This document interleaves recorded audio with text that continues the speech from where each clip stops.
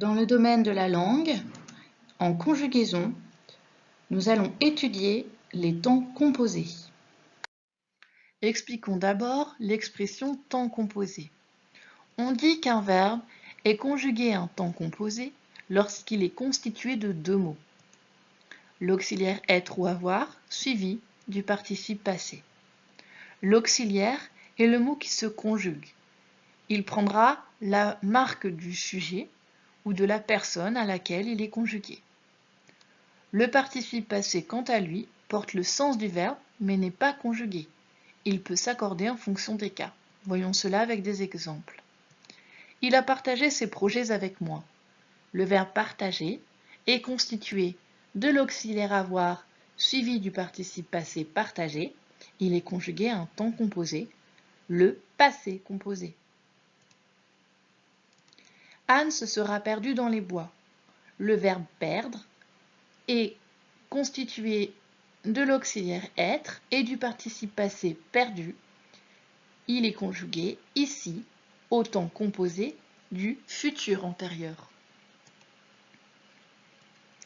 Mes voisines étaient parties en vacances au Portugal.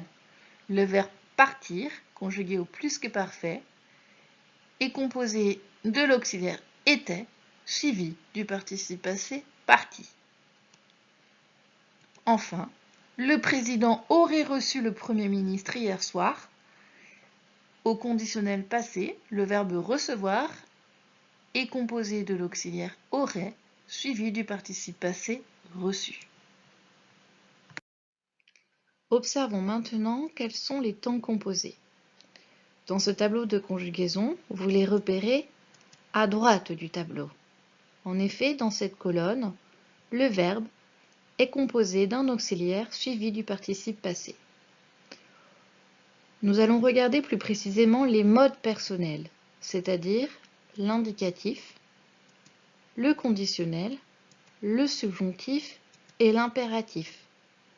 Modes dans lesquels il y a une conjugaison aux 6 personnes ou aux 3 personnes de l'impératif.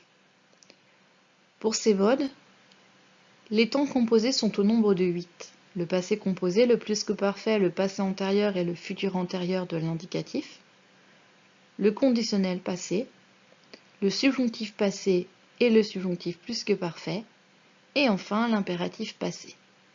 Notez qu'il existe une forme de l'infinitif passé et également une forme du participe et du gérondif composé.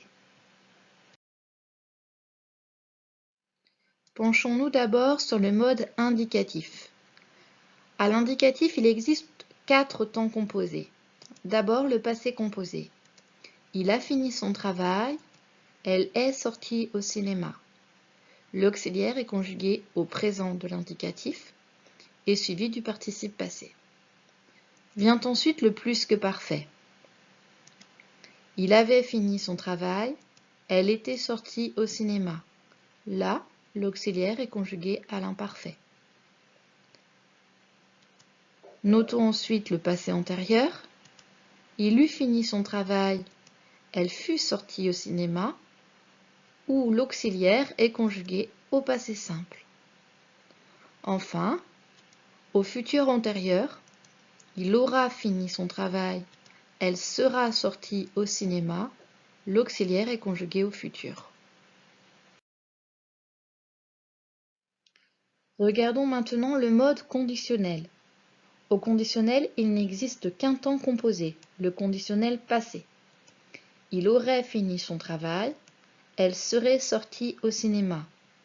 L'auxiliaire est alors conjugué au conditionnel présent.